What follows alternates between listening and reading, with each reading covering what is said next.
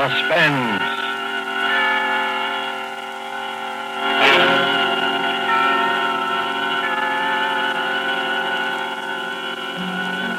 This is the Man in Black, here again to introduce Columbia's program, Suspense. With us again as star is Mr. Orson Welles, in the third of 4 successive appearances for the Suspense audience. And sharing honors with Mr. Welles this evening is a lovely and distinguished Hollywood leading lady, Miss Geraldine Fitzgerald.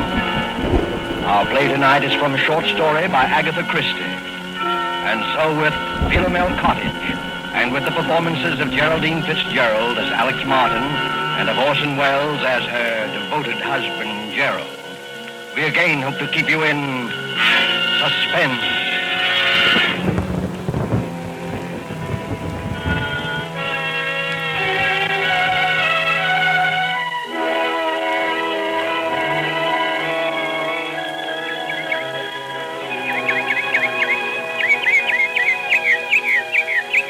Philomel Cottage.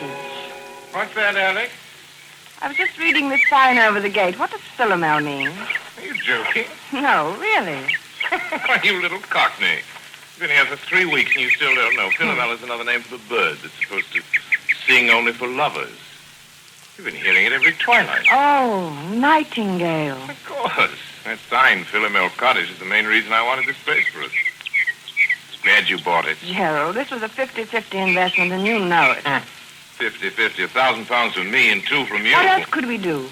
You couldn't touch any more of your capital at the time, and, well, when you find a country cottage that combines old world charm with new world plumbing, you want to grab it. And we did have to have the place, didn't we? Yes, we did. I've often wondered if you went a bit lonely. Lonely? With you? I mean, well, after living the city all your life, pretty much to ourselves, you know. 2 miles from the nearest neighbor. From the nearest eavesdropper, you mean? What an utterly hopeless romantic I met. Well, you can't get out of it now. No. Oh, Gerald, you know what day today is? Today, it's the 13th. It's our anniversary, darling. We've known each other exactly a month. No, exactly 30 days. Oh, Gerald, really now? No, really. What is it, dear? You have the pain again? No. Just a little indigestion, I think. There. Do you want me to get you your pill? No. Well, dear, it's 11:25. Better get on to the village. How to get that camera equipment. And the human timetable walks through the garden gate. My dear, there's nothing wrong with system, even on a honeymoon. Sooner I go, sooner I get back. Oh, come on, Gerald. Forget your old photography. Why don't you stay and do some gardening? It'd be good for you. Better for old George. He gets paid for it. He's not due again till Saturday. The place will go to rack and ruin. Over my dead body. Goodbye, dear. Don't walk too fast, dear. Remember the last time. Be careful, darling.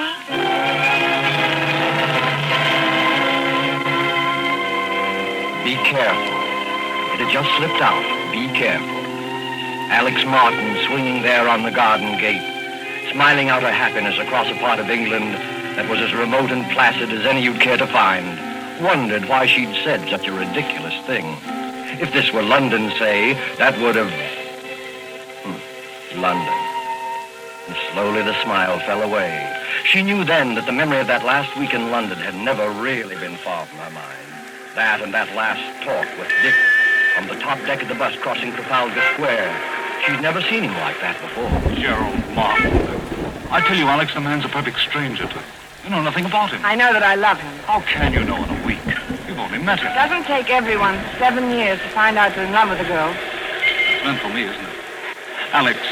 It's no use. Alix, don't you know what it's been for me not being able to tell you? I couldn't, not with the income I had. And I decided I couldn't wait anymore, and I was going to tell you anyway. And you know what happened. No, I'm afraid I don't. Oh, yes, you do. That money you inherited. That money from your cousin or uncle or whoever I don't see what You didn't think I could ask you to marry me then, did you? You don't think I could live off your money? I'm sorry, Dick. Believe me, I am, but it really doesn't matter now, one way or the other. Doesn't matter, does it? You can bet it matters to that Martin chap. That's what he's after. You mark my words, he's after your money. Dick, it might interest you to know that Gerald has money of his own, far more than I have. And more than I have. Maybe that's the difference. Oh, I've had enough of this. I'm getting off at the next stop. Alix, please. All right, but let me tell you something.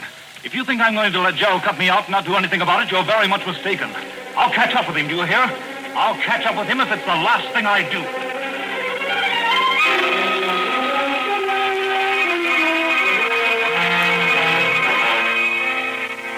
I'll catch up with him if it's the last thing I do. To Alix, that threat of just 1 month ago was merely a heat-of-the-moment outburst of hurt pride. And yet as she leaned on the gate of Philomel Cottage, it kept echoing in her mind. What swept it away, what brought her back to the rustic idyllic happiness of her life with Gerald Martin, was the ring of the telephone inside the cottage. Who could be calling? Couldn't be Gerald. Gerald had hardly had time to get beyond the turn in the road. Except if something had happened to him. If he'd had another attack. Maybe one of the villagers was trying to call to say that he... Well, she hurried then, and her hand shook a trifle. Hello? Alix, this is Dick. What? Who did you say? Dick? Why, Alix, what's the matter with your voice? I wouldn't have known it.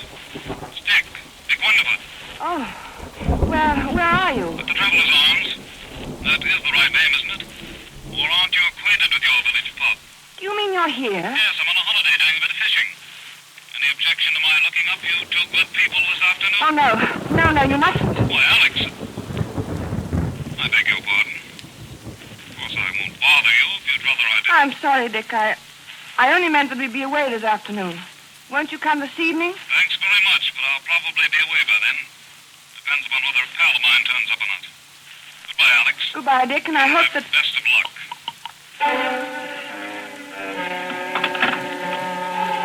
For a long moment, Alix stood quite still, the memory of Dick's threat flooding her mind. She walked across the spacious oak-beamed living room, and by the time she reached the side porch, she'd made up her mind. Much as she hated deceit, she would say nothing to Gerald of Dick's call. She stepped out into the garden, and for the second time that morning got a surprise. There, big as life, was her gardener, busily trimming the hedge. Why, George, I thought we agreed that Saturday was your day here. I thought as how you'd be surprised, Mrs. Martin. There'll be a fair over the Squires on Saturday, and I says to myself, Mr. and Mrs. Martin, they won't take it amiss if I comes for once on a Wednesday instead of a Saturday. No, of course not, George. Then I thought, too, as I might as well see before he goes away so as to learn your wishes with the boarders. Before I go away? To London tomorrow. Me? Going to London tomorrow? Where did you hear that? Met Mr. Martin down the village yesterday. He told me you was both going away to London tomorrow. And it was uncertain when you'd be back again. I didn't... Now, don't tell me you and the master is disagreeing already. Hmm? Oh, no, naturally not. The trip just slipped my mind. Get on with your work, George. Listen, never could understand why anybody'd want to go up to London, though. Like Mr. Raines, what used to have this house. He went up there, not that it'll mind you. Yes, and after fixing up this place like he did, with taps all over everywhere, why, you're going to take a loss, I says to him when I sees the place up for sale. Ain't everyone as well you're fed for washing themselves in every room in this house in a manner of speaking. But George, he says to me, I'll get every penny of £2,000 for this house. And sure enough, he did. He got 3,000. 2,000. Some he was asking was talked of at the time. And very high figure it was thought to be. No, George, you see, I gave 2 and, well, it really was 3,000. Yeah, you don't tell me that Mr. Raines had the face to stand up to say 3,000, brazen like in a loud voice. He didn't say it to me, he said it to my husband. I guess I'll do some spading now. The price was 2,000.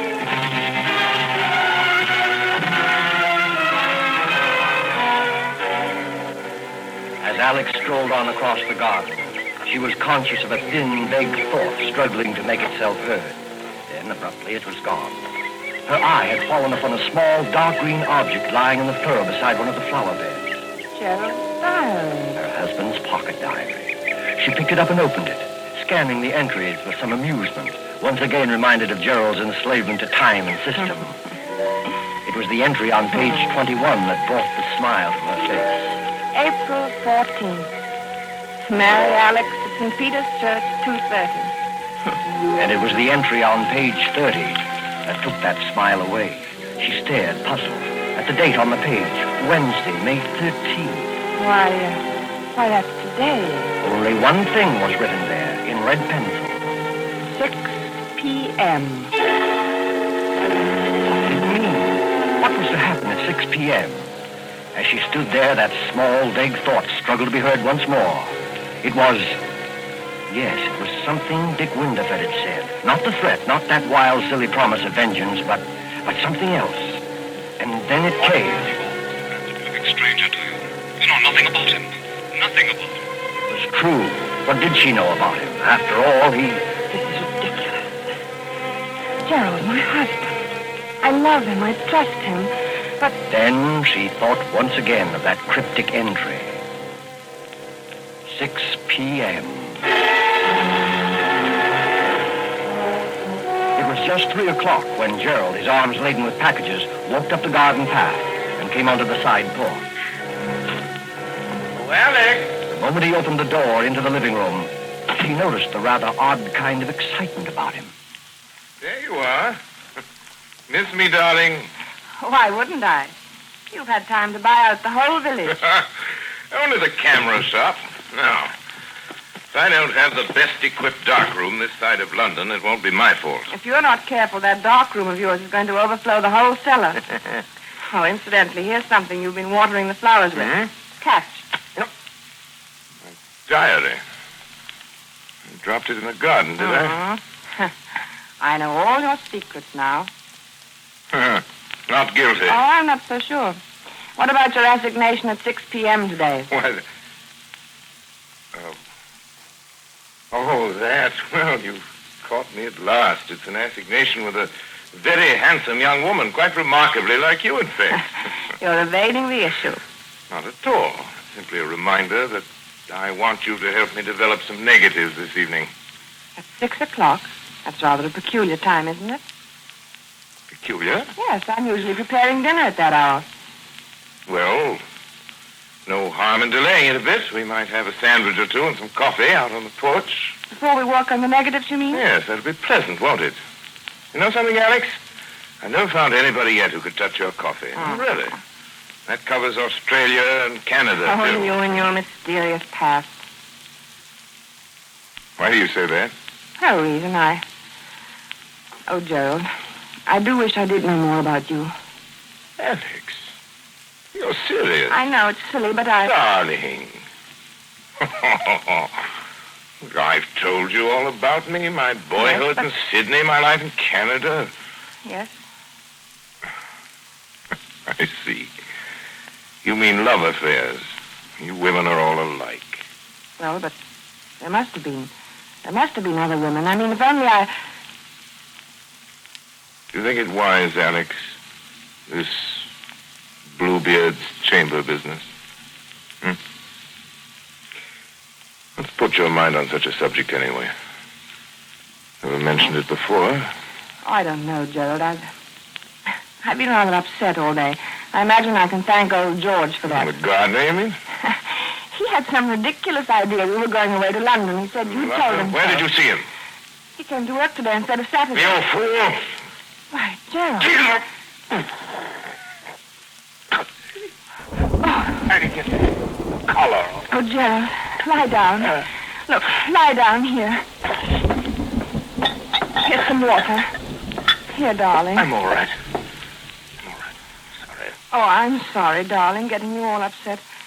That's Well, because the stupid old gardener... I made some weak joke to him about being off to London in the morning. He must have taken it seriously, else he didn't hear properly. You straightened him out, I suppose. Hardly. You know what a gossip he is. I didn't want the whole village to think my husband was leaving me in the dark about his plans.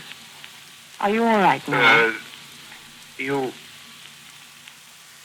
told him we were going then. Naturally. Yes, of course. Sorry you were placed in that kind of situation, darling. I don't suppose you ran into anybody else today? This far from the world, Gerald? It isn't very likely, is it? Gerald. No, not another word. No, not another word. You aren't yourself now. It's quite plain. I want you to have a little rest. You'll be right as rain by 6 o'clock. Must you do those photographs tonight? After all, you don't seem so well yourself. Dear, when one sets a time to do something, one should stick to it. The only way to get through one's work.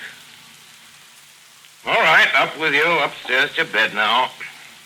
Very well, dear. I'll be getting things arranged in the dark room.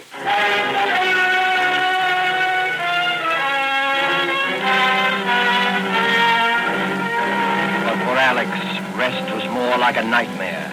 Upstairs in her room, she told herself that there was no basis whatever for her state of mind. Still, the turmoil, the doubt, the odd, unaccountable sense of dread persisted and grew until... Softly, she opened her door, stepped out up in the upstairs hallway. Quite clearly, she knew what she must do, knew she must find some testimony to her husband's past, something to reassure her, something to kill that agonizing dread mounting within her. And strangely, she remembered that single locked drawer in Gerald's bureau. She tiptoed to the door at the head of the stairs, opened it, and entered her husband's room. The key, yes, the key. If only she could find the key that locked the drawer. But there was none in sight. She moved to the wardrobe, went through his coat pockets, and then there at her feet, there on the floor, she saw it. Swiftly, she stepped to the bureau, inserted the key, and it worked.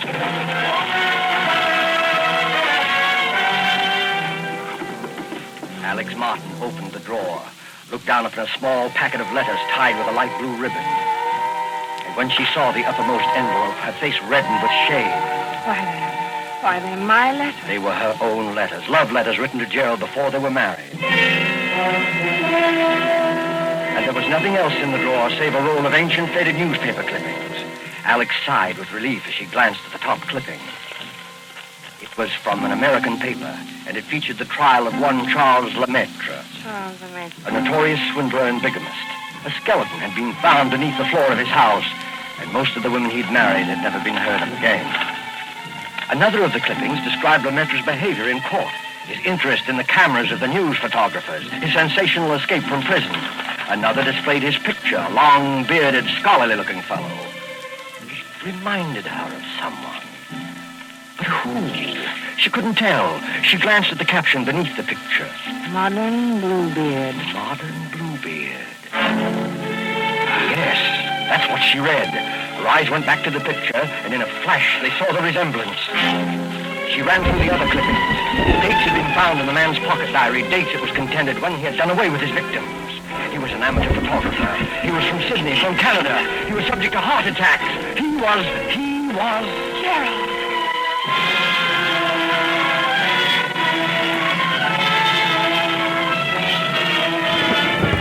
The room whirled around her.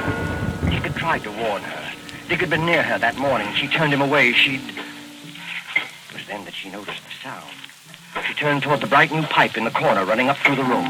From below, near its base, something was striking that pipe, as though someone were... That was it. As though someone were digging. Lemaitre was preparing the dark room for the latest one of his victims. 6 o'clock. That was the date, 6 o'clock. Less than an hour from now. Suddenly, all the jigsaw pieces shot into place. The money paid for the house, her money only. The bond she'd entrusted for his keeping. And suddenly she heard no sound. The digging had stopped. She must escape from this house at once before he came up. The clippings, right back in the door. Don't lock it, don't bother, just get away. She rushed to the door, out to the hall, and stopped frozen.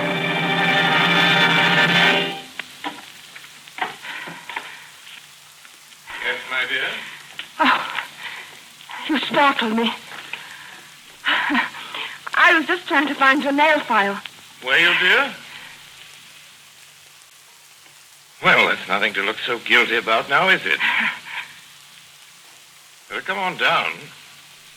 Getting late, you know. Gerald, Just have time to make the coffee and sandwiches. Before we do the pictures, that is. I'll be right down, darling. Oh, but we really mustn't delay, must we? Coming, Alix? Very well. Now, that's better. Here, let me give you a hand. Never mind, My Gerald. Alix, how cold you are. Cold. Yes, I am, rather. Well, that'll soon pass away, I'm sure. Hurry along, dear. Hurry along? Yes, into the kitchen. Alix, what is the matter? Nothing. I'll be all right.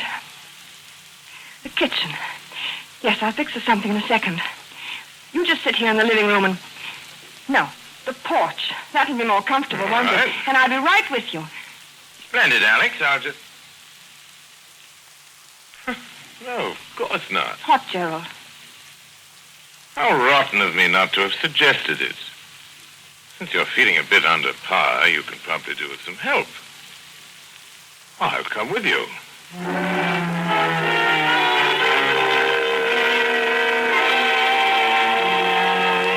She knew then that some way, somehow, she must get word to Dick Windyford. The fact that he might be gone by now, the memory of him telling her so, she resolutely put out of her mind. There must be no more panic.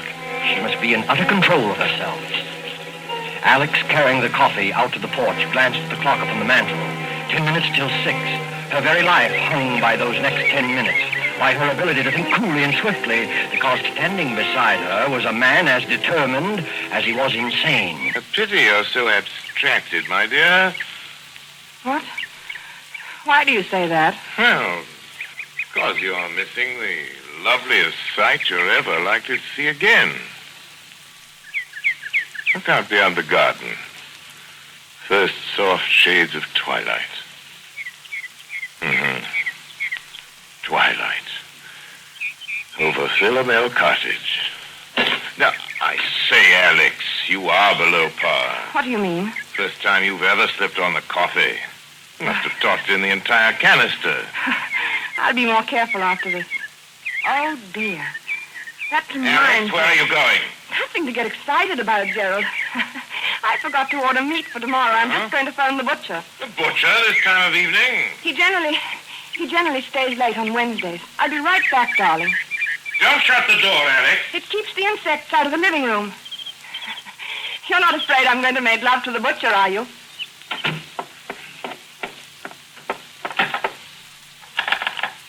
Operator, get me the traveler's arms, please.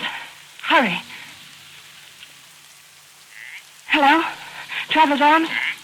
Mr. Windyford, please. Will you... What? You don't know if he's still there? Well, see, won't you? It's most important. Don't let me disturb you. Well, darling, you do. I hate anyone listening when I telephone.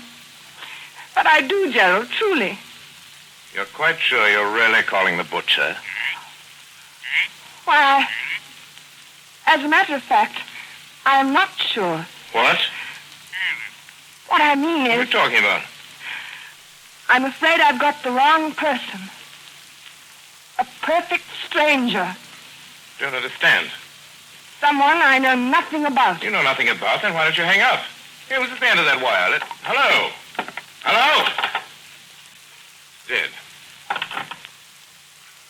All right, my girl. Might as well get started. We're late now. Late? For the Precisely pictures? 3 minutes past 6. Why, Gerald, it won't be 6 o'clock for 8 minutes. Look at the clock there on the mantel. I don't go by that relic. I go by my own Gerald, wristwatch. listen.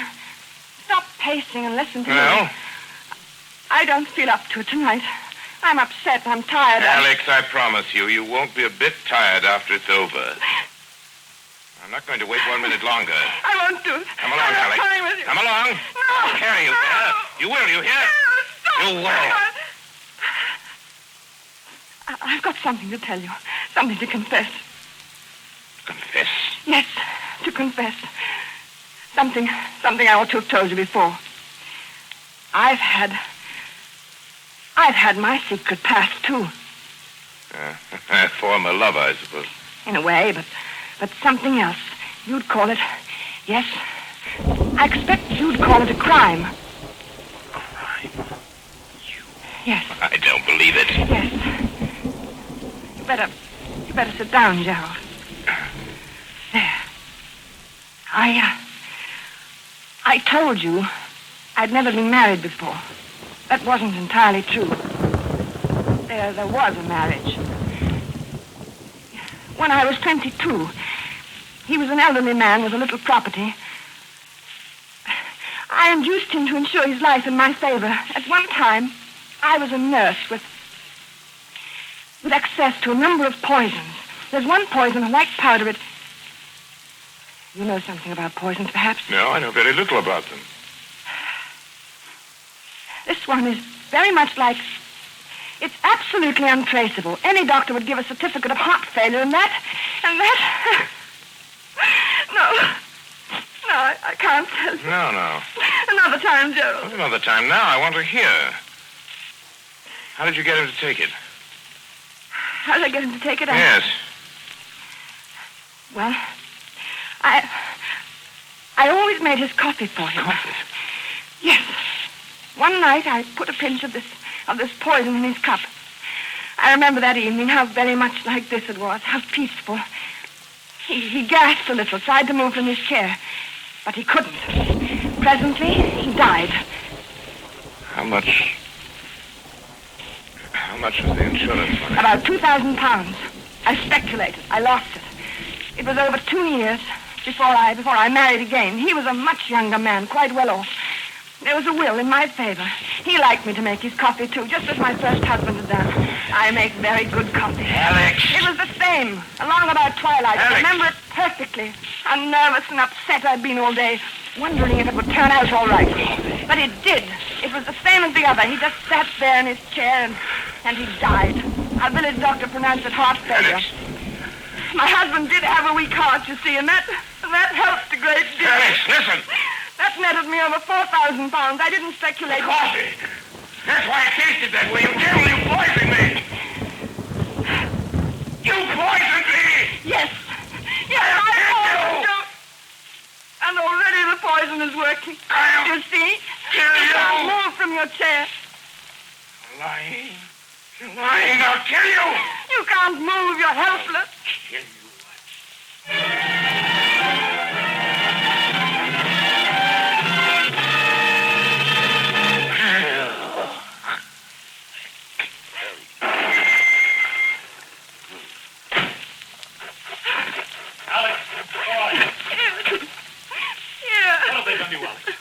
Constable, what do you think happening in that room? Right, sir? You came. You didn't hear me. Oh, you silly girl. You went to the trouble to call me up and talk about someone you knew nothing about. I certainly knew enough to come.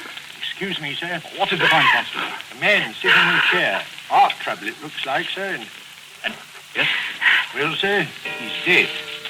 Your husband, ma'am? You might say a perfect stranger. He was just sitting in his chair and presently he died.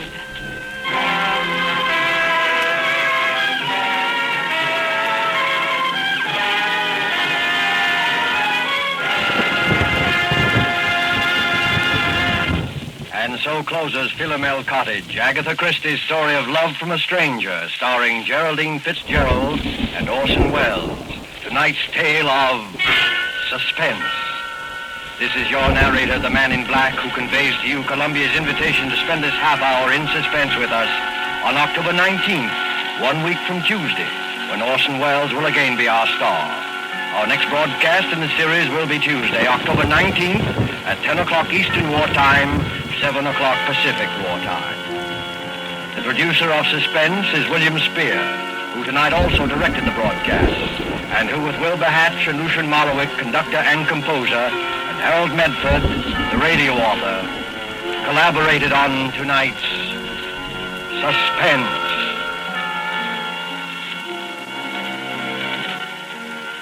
This is CBS, the Columbia Broadcasting System.